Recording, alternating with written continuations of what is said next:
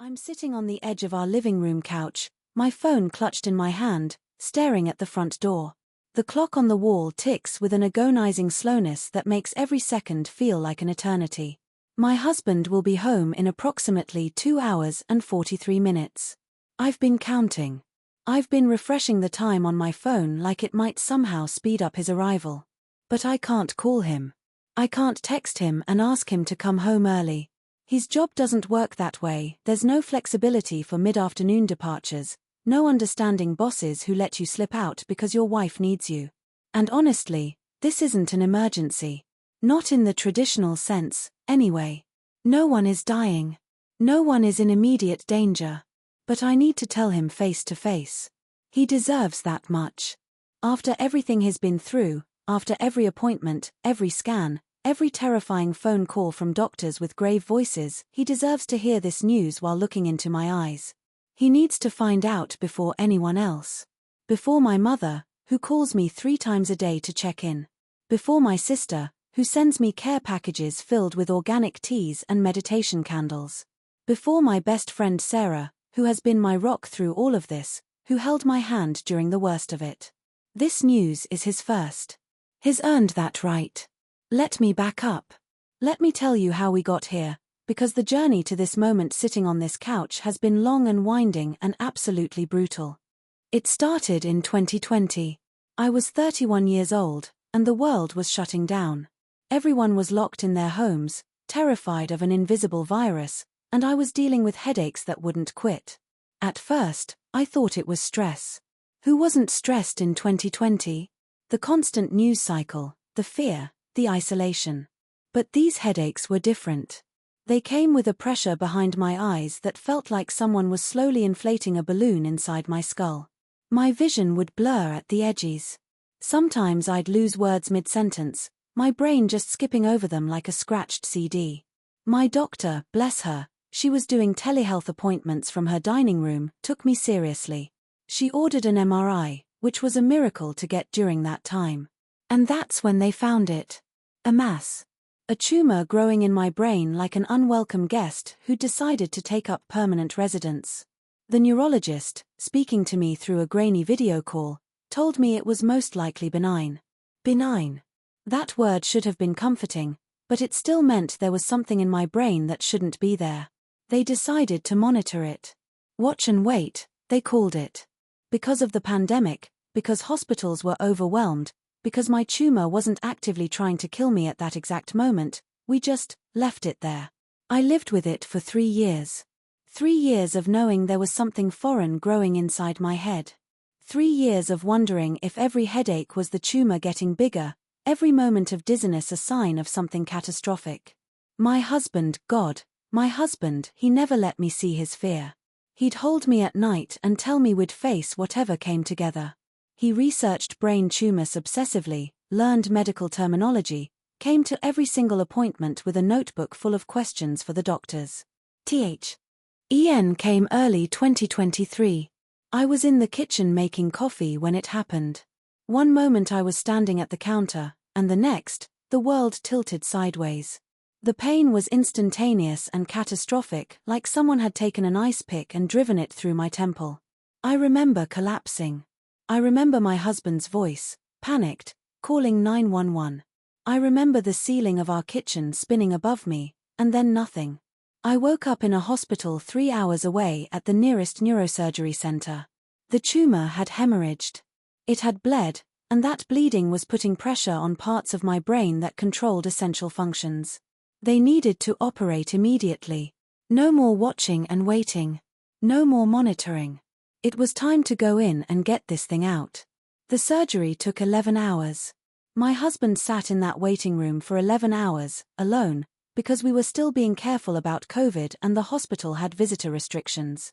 When I finally woke up, groggy and confused, with half my head shaved and a line of staples holding my skull together, he was there. His eyes were red-rimmed from exhaustion and crying, but he smiled at me. He smiled and said, "Welcome back." The pathology came back a week later. It wasn't benign. It had never been benign. I had cancer. Brain cancer. But, and this was supposed to be the good news, they'd gotten it all. Clean margins, they said. No cancer cells left behind. I was in remission. The chances of recurrence were minimal, they told us. We could breathe again. We celebrated. We actually celebrated. We went out to dinner, my first real meal after weeks of hospital food. We talked about the future. About taking a trip, maybe to Ireland, once I was fully recovered. About getting a dog. About all the normal, beautiful, mundane things that people who aren't fighting cancer get to think about. 4 months. We had 4 months of that normalcy. The symptoms came back gradually at first. A headache here. A moment of confusion there. I told myself it was residual effects from the surgery, from the trauma my brain had been through. But deep down, I knew. There's something about living with cancer, even for a short time, that rewires your instinct. You become hyper-aware of your body in a way that's both a blessing and a curse. You know when something is wrong. My GP, Dr. Patel, is an absolute saint.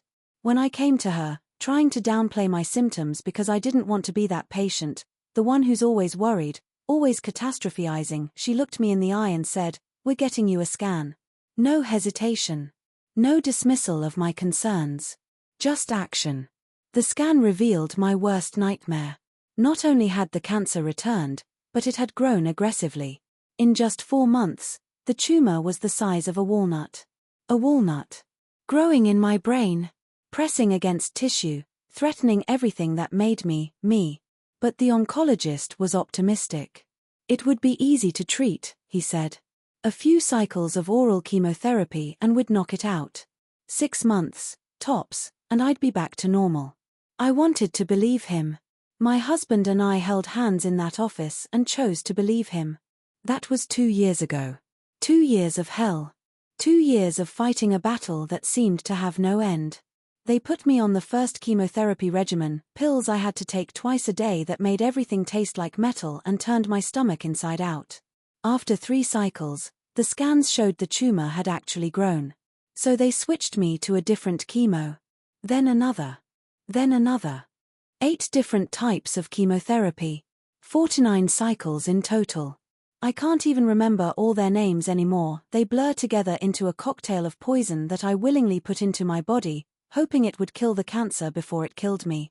Some of them made me so sick I couldn't get out of bed for days. Some made my hair fall out in clumps that clogged our shower drain. Some made my hands and feet go numb, a tingling that still hasn't completely gone away. One of them turned my fingernails black. Between chemotherapy cycles, they went back in. 2 more surgeries. 2 more times my husband sat in a waiting room, terrified that I wouldn't wake up, that something would go wrong, that he'd lose me on an operating table. 2 more times I woke up with fresh scars, fresh pain, fresh determination to keep fighting. When surgery and chemo weren't enough, they added radiation. Multiple courses of it. I had to lie perfectly still while a machine hummed around me, targeting beams of radiation at my brain with millimeter precision. They made a custom mask for my face to keep my head immobile, a plastic shell that they'd heat up and mold to my features, then bolt to the table. I'd lie there, trapped, unable to move, for 45 minutes at a time while the machine did its work. I used to count my breaths. In for 4, hold for 4, out for 4. Anything to keep the claustrophobia at bay. But the cancer was relentless. There were appointments where the doctors started using different words. Palliative care, they'd say. Quality of life. Making you comfortable. Those are the words doctors use when they're preparing you to die. My husband would grip my hand so tight during those appointments that I'd lose feeling in my fingers, but I never asked him to let go. We were holding on to each other like drowning people clutching at driftwood. The chemotherapy destroyed more than just cancer cells. My immune system collapsed. I caught every infection that came within a 10-foot radius of me. Pneumonia twice. A UTI that spread to my kidneys and landed me in the ICU with kidney failure. I was so sick during that hospitalization that I have almost no memory of it, just fragments. My husband tells me I was delirious, talking to people who weren't there, convinced that the nurses were trying to poison me. My heart started showing signs of damage from the chemo. Cardiomyopathy, They called it the muscle of my heart weakening, struggling to pump effectively. My lungs too. Pulmonary fibrosis, scarring in my lung tissue that made every breath a little harder than the last. The very treatment that was supposed to save my life was destroying my body piece by piece. There were dark nights. Nights when I lay awake beside my sleeping husband and wondered if this was worth it. If all this suffering, all this pain, was just prolonging the inevitable. If I should just stop treatment and let nature take its course, spend whatever time I had left feeling like a human being instead of a chemistry experiment. But then morning would come, and my husband would bring me coffee in bed, and I'd see the hope in his eyes, and I'd keep going. For him. For us. For the future we'd dreamed about in that restaurant after my first surgery. The medical bills piled up despite our insurance. Co-pays and deductibles and medications that cost more than our mortgage. We burned through our savings. My husband took on extra work, freelancing at night after his regular job, sleeping maybe 4 hours a night. He never complained. Not once. He'd just kiss my forehead and tell me we'd figure it out. My family rallied around us. My mother moved in for 3 months during my worst stretch, when I was too weak to shower myself or make meals. My sister organized a meal train with our friends and neighbors. Someone brought us dinner every single night for 6 months straight. Sarah, my best friend, shaved her head in solidarity when I lost my hair the second time. She didn't ask, didn't make a big announcement, just showed up at my door one day completely bald, grinning like it was the most natural thing in the world. The cancer community became my people. Other patients in the infusion center, sitting in recliners while poison dripped into our veins, swapping stories and dark humor that only people facing death can truly appreciate. We'd joke about our chemo curls, the way hair sometimes grows back differently after treatment. We'd compare side effects like people compare vacation destinations. We'd celebrate each other's good scan results and cry together over the bad ones. Some of those people aren't here anymore. Some of them lost their battles. I went to 4 funerals in 2 years. For people I'd sat beside, laughed with, hoped with, gone. But I kept fighting. Through every setback, every complication, every soul-crushing appointment where the news was bad again, I kept fighting. Because what else could I do?